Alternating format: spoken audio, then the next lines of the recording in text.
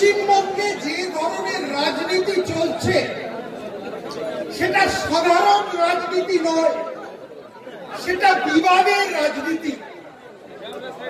যেটা भारत माता की साथ सबका विकास सबका विश्वास। যখন মোদীজি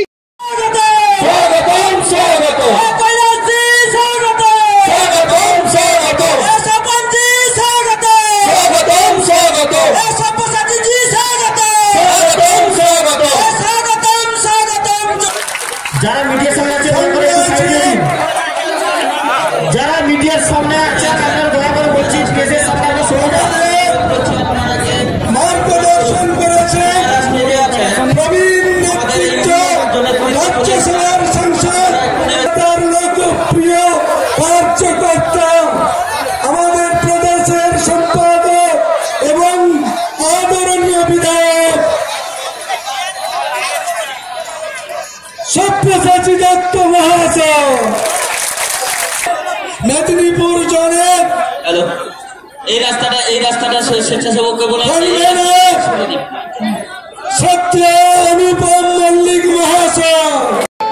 আমরা সেটাকে দেখছি, সেটা হচ্ছে ঘর ওয়াপিস। তারা ঘরে ফিরে আসছে, তারা ভারতবর্ষের একদম মধ্যতে, তারা হার্টল্যান্ডে ফিরে আসছে। এই কিছুক্ষণ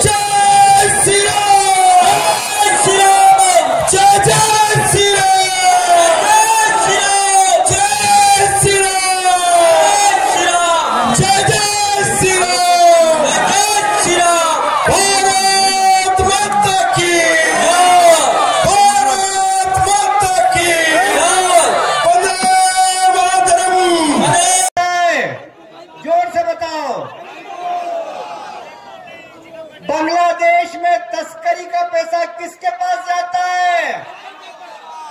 ये भाई को अब टीएमसी चला रहा है।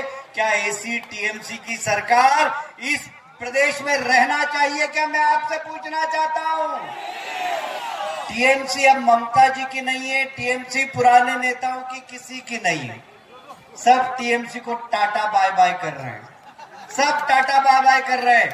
प्रदेश की जनता भी टाटा बाय बाय कर रही है। ममता जी और भाई को जितना 4 महीने का समय है आपका, और फावड़े से नोट खींच लो, पर उस नोट का करोगे क्या? जब सीबीआई छापा मारेगी, जब सीबीआई पकड़ेगी, तो वो पैसा कोई काम में नहीं आएगा। जेल में पैसे का कोई उपयोग नहीं है। ये सारे भ्रष्टाचारी लोग, सिंडिकेट लोग, कट मनी खाने वाले लोग, गाय की तस्करी करने वाले लोग, कोयले की तस्करी करने वाले लोग, सबकी जगह नवान नहीं है, जेल है। और आने वाले समय में ये सब सिंडिकेट राज चलाने वाले लोग कहां होना चाहिए? बताइए जोर से। गाय की तस्करी करने वाले लोग कहां होना चाहिए? चावल तस्करी करने वाले लोग कहां होना चाहिए? उनकी जगह जेल में है, नवान में नहीं है। नवान में जगह है तो देशभक्तों की जगह है। हाल की जनता में नरेंद्र मोदी जी के लिए दिल में जगह है। हम दिल तक पहुंच गए हैं, दिल तक। पश्चिमी बंगाल के नागरिकों ने तय कर लिया है कि अब भारतीय जनता पार्टी की सरकार बनाना है लेकिन बनाना है, बताइए मुझे, दोनों हाथ ऊपर करके मुझे बताइए, बोले भारत माता की, बनाना है ना? चाल चोर सरकार, सिंडिकेट सरकार, चिट फंड सरकार अब दरकार नहीं है। अब यदि दरकार है तो नरेंद्र मोदी जी के नेतृत्व में भारतीय जनता पार्टी की सरकार की आवश्यकता है। बनाना है ना? चाल चोर सरकार, सिंडिकेट सरकार, चिट फंड सरकार अब दरकार नहीं है। अब यदि दरकार है तो नरेंद्र मोदी जी के नेतृत्व में भारतीय जनता पार्टी की सरकार की आवश्यकता है। हम सोनार बांग्ला बनाएंगे, हम इस प्रदेश में माता और बहनों को सम्मान प्रदान करेंगे, हम इस प्रदेश में उद्योग लगाएंगे, कारखाने लगाएंगे। मैं बॉम्बे जाता हूँ, बेंगलोर जाता हूँ, एयरपोर्ट से उतरता हूँ और लोग मुझे पकड़ते हैं, कैलाश जी बंगाल में आप जल्दी से भारतीय जनता पार्टी की सरकार लाइए, हम अपने माँ बाप के साथ रहना चाहते हैं। बंगाल के नौजवान बेंगलोर में नौकरी कर रहे हैं, बंगाल के नौजवान हैदराबाद में नौकरी कर रहे हैं, बंगाल के नौजवान बंबई में नौकरी कर रहे हैं, अपने माँ बाप को छोड़कर वहां नौकरी कर रहे हैं, इसलिए कि यहाँ उद्योग नहीं है। ममता जी, आपने इन्वेस्टर मीट के नाम पर 4-4, 5-5 इन्वेस्टर मीट की करोड़ों रुपया खर्च किया, एक भी उद्योग नहीं लगा। ममता जी के मुख्यमंत्री बनने के बाद 10,000 से ज्यादा छोटे मोटे उद्योग खत्म हो गए।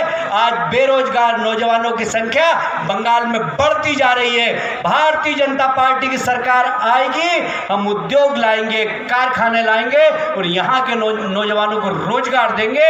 आत्मनिर्भर भारत का सपना जो सारे देश के नौजवान देख रहे हैं, बंगाल वंचित है, बंगाल में भी हम आत्मनिर्भर बंगाल बनाएंगे, भारतीय जनता पार्टी की सरकार लाकर बनाएंगे। और इसलिए नागरिक बंधुओं, आप सबसे निवेदन है, अब कमर कसना है, अब डरना नहीं है। इस प्रदेश में मां का सम्मान नहीं, इस प्रदेश की माटी खतरे में है। मानुष की बात करूं मैंने कहा वहाँ कार्यक्रम होगा कि नहीं होगा? आप देखिए राम नाम और रामनगर का प्रभाव कि रामनगर के 20 किलोमीटर तक बारिश हो रही है, कलकत्ता से लेकर यहाँ तक, पर रामनगर में एक बूंद पानी नहीं है। ये राम नाम का प्रताप है। बोलिए जय श्री राम, जय श्री राम। लॉकेट जी ने बहुत सही कहा, जहाँ राम है वहाँ भाजपा है, वहाँ पदम फूल है। रामनगर का आज शंखनाद ममता जी के नवान की ईंट हिला देगा। रामनगर का ये शंखनाद पश्चिमी बंगाल से चावल चोरों को हटा देगा।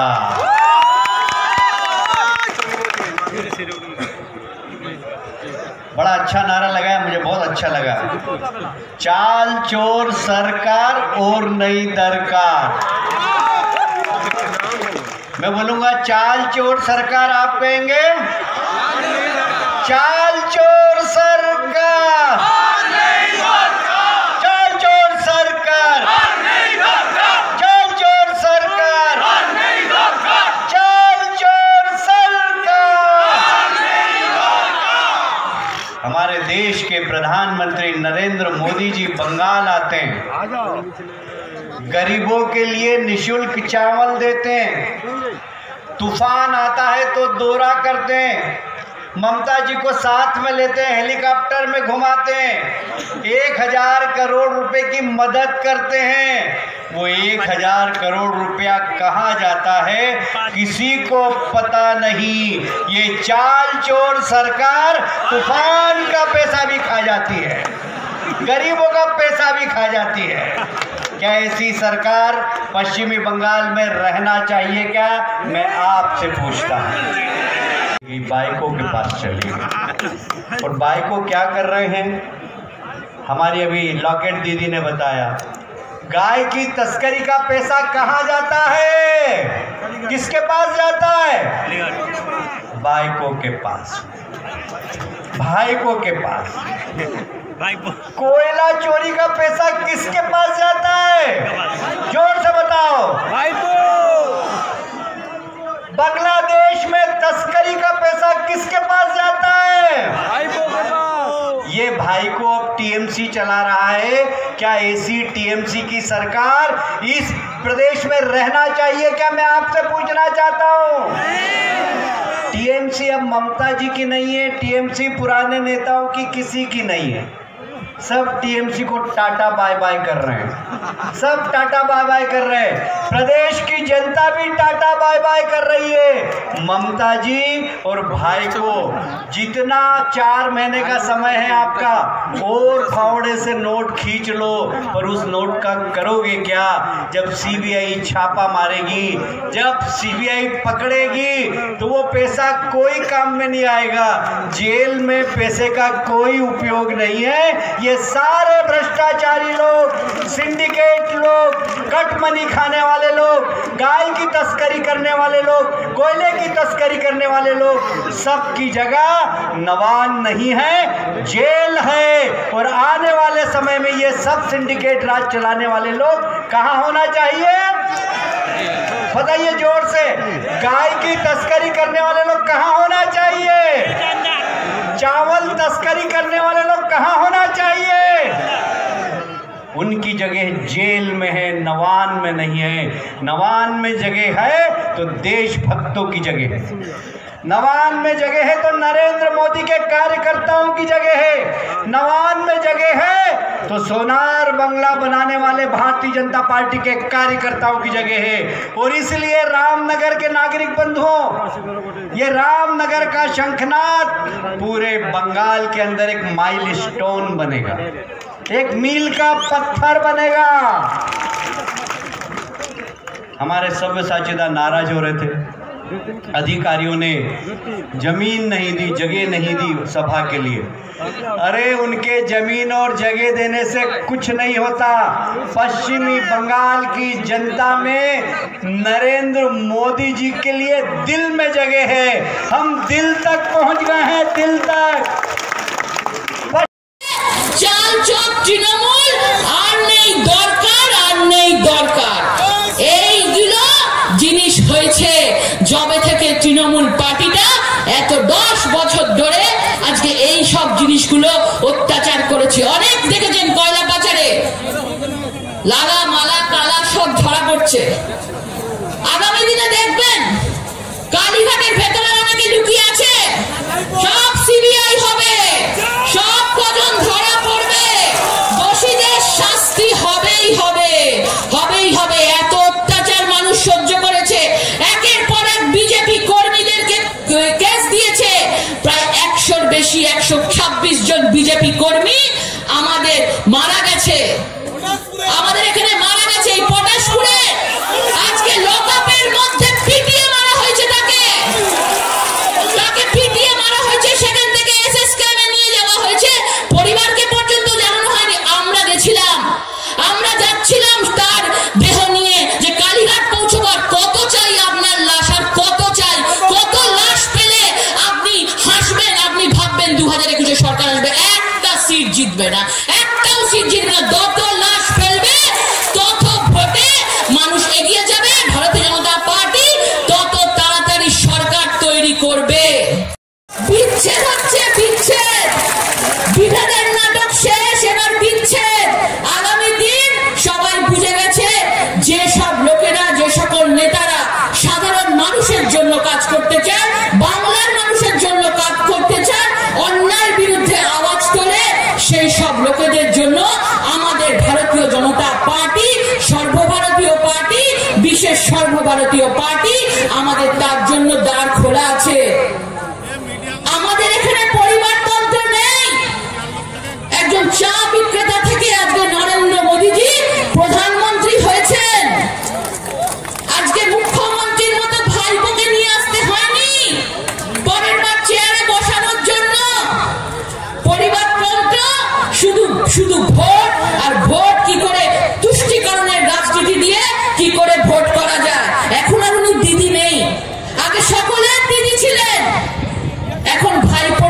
পিসি হয়েছে, আর কারোর দিদি নেই।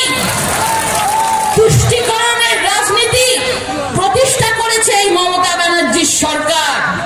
দুর্নীতির রাজনীতি প্রতিষ্ঠা করেছেন মমতা ব্যানার্জির সরকার। আজকে 2018 থেকে এত ক্রাইম হয়, আজকে সেই রিপোর্ট পর্যন্ত কেন্দ্রে জমা দেওয়া হয়নি। কারণ রিপোর্ট যদি লিস্ট তৈরি করা হয়, এত ক্রাইম হচ্ছে, সবাই তো দেখে ফেলবে বাংলায় কি হচ্ছে। সেই জন্য রিপোর্ট গুলোকে সব চেপে রেখে দিয়েছে। 2021 অব্দি কোন রকমের রিপোর্ট গুলো চাপা থাক। একজন মহিলা মুখ্যমন্ত্রী হয়ে মহিলাদের পর্যন্ত অত্যাচার হচ্ছে, একের পর এক ধর্ষণ হচ্ছে। লজ্জা করে না? प्रधानमंत्री नरेंद्र मोदी जी बंगाल में आते तो कहते ये बाहरी है। क्या देश के प्रधानमंत्री बाहरी है क्या? मैं आपसे पूछना चाहता हूँ, वो इस देश के नागरिक हैं कि नहीं? वो इस देश के रक्षक है कि नहीं? वो चाइना की छठी का दूध याद करा रहे हैं कि नहीं करा रहे हैं? अमित शाह जी यहाँ पर आते हैं, दीदी कहती कि बाहरी आदमी है। अमित शाह जी जिन्होंने धारा 370 हटाई, जिन्होंने आतंकवादियों के छक्के छुड़ाए, क्या वो बाहरी व्यक्ति हैं? मैं आपसे पूछना चाहता हूं, अमित शाह इस देश के गृह मंत्री है, इन्होंने धारा 370 हटाई, क्या वो बाहरी व्यक्ति हैं? क्या वो इस देश के नागरिक नहीं है? ममता जी कहती कि ये बाहरी व्यक्ति हैं। अरे ममता जी, रोहिंग्या मुसलमान जो आतंकवादी हैं उनको आप गले लगाती हैं, वो आपके प्यारे हैं रोहिंग्या मुसलमान। बांग्लादेश के घुसपैठिए जो यहाँ तस्करी करते, फेक करेंसी चलाते हैं, हथियार लाते हैं, नशीले पदार्थ लाते हैं, वो आपके हैं। और अमित शाह जी बाहर के हैं, कैलाश विजयवर्गीय बाहर का है। ममता जी, मैं आपसे पूछना चाहता हूँ, आपका आत्मविश्वास खत्म हो गया। आपने पूरी की पूरी टीएमसी पार्टी को पीके के पास, पेक कंपनी के पास गिरवे रख दिया। आज टीएमसी ममता जी की नहीं है, आज टीएमसी मुकुलदा की नहीं है, आज टीएमसी शुभेंदु अधिकारी की भी नहीं है, वो भी टाटा कर रहा है। कोई भी स्वाभिमानी व्यक्ति अब टीएमसी में नहीं रह सकता। तो আমি বিধায়ক হতে পারতাম না, এটা আমি স্বীকার করছি, অকপটে স্বীকার করছি। নন্দীগ্রামের মানুষ সিপিএম এর বিরুদ্ধে রুখে দাঁড়িয়েছিল, আর সেই নন্দীগ্রামের মানুষকে আমরা বলেছিলাম যে আমরা ক্ষমতায় এলে, মানে এখন বর্তমান সরকার যারা আছেন তারা ক্ষমতায় এলে একদম সুষ্ঠুভাবে তাদের আইনি পদ্ধতিতে তাদের বিচার হবে। আজকে 13 বছর হয়ে গেল, নন্দীগ্রামের বিচার কিন্তু মানুষ পেল না। যে পুলিশ অফিসাররা এবং সঙ্গে হারমাদরা হাওয়াই চটি পরে হত্যা করেছিল, আজকে তারাই তৃণমূলের নেতা হয়ে ঘুরে বেড়াচ্ছে। রাতের অন্ধকারে যে পুলিশ অফিসাররা নন্দীগ্রামে ঢুকে মা বোনেদের ইজ্জত নিয়েছিল, আজকে তাদের প্রমোশন হয়ে মেদিনীপুর থেকে গিয়ে কলকাতা বা উত্তর 24 পরগনা জেলায় বসে আছে আর কাঁড়ি কাঁড়ি টাকা তুলছে। তার কারণ কোথাও না কোথাও দিতে হয়। আপনারা জানেন, এখানে আজকে এই রামনগর বিধানসভা পশ্চিমবঙ্গের শেষ বিধাनसभा, একদিকে ডান দিকে গেলে সমুদ্র। कांग्रेस की सरकार देखिए ना, कांग्रेस की सरकार आप लोगों ने, आपने सीपीएम की सरकार भी देखी ना। सीपीएम की सरकार में भी हत्या होती थी, लूटमाट होने लग गई। आपने ममता जी को बिठा दिया ये सोचकर कि सोनार बंगला बनेगा। माँ, माटी और मानुष का नारा देकर उन्होंने पश्चिमी बंगाल की जनता से आशीर्वाद मांगा था। पश्चिमी बंगाल ने एक बार नहीं 2 बार ममता जी को आशीर्वाद दिया। मैं आपसे पूछना चाहता हूं, देश के अंदर यदि सर्वाधिक महिलाओं के साथ बलात्कार और छेड़छाड़ की घटना होती है तो क्या ऐसी सरकार पश्चिमी बंगाल में रहना चाहिए? आपसे पूछना चाहता हूं। जहां मां की रक्षा नहीं हो, जहां बहन की रक्षा नहीं हो, जहां बेटियों के साथ छेड़छाड़ हो, और उस प्रदेश की मुख्यमंत्री यदि महिला हो, तो क्या ऐसी महिला को मुख्यमंत्री रहने का अधिकार है क्या? नहीं चाहिए। मां के नाम से आई, माटी के नाम से आई, माटी। अरे इस माटी को आजादी दिलाने के लिए हमारे देश के नौजवानों ने, इस प्रदेश के नौजवानों ने भारत माता की जय बोला, तिरंगे को हाथ में लिया, वंदे मातरम बोला, तिरंगे को भगाने के लिए, अंग्रेजों को भगाने के लिए अपने प्राणों की आहुति दी। हमारे नौजवान, चाहे रास बिहारी बोस हो, चाहे चंद्रशेखर आजाद हो, सबने अंग्रेजों को भगाने के लिए फांसी के फंदे को छुमा, फिरंगियों की गोली को अपनी छाती पर झेला, वंदे मातरम, भारत माता की जय बोला, तिरंगा हाथ में लेकर बोला। फिरंगे की गोली उनकी छाती पर आती थी, गोली लगती थी, नौजवान गिरता था, दूसरा नौजवान तिरंगा थाम लेता था और कहता था वंदे मातरम, भारत माता की जय। ये माटी अगर है तो उन नौजवानों के खून के कारण है। मैं आपसे पूछना चाहता हूं, यदि इस माटी में बांग्लादेश के घुसपैठी आएंगे, क्या माटी सुरक्षित है बंगाल की? मैं आपसे पूछना चाहता हूं। मां सुरक्षित नहीं, माटी सुरक्षित नहीं। हमारे देश के गृह मंत्री अमित शाह जी ने सीएए कानून बनाया।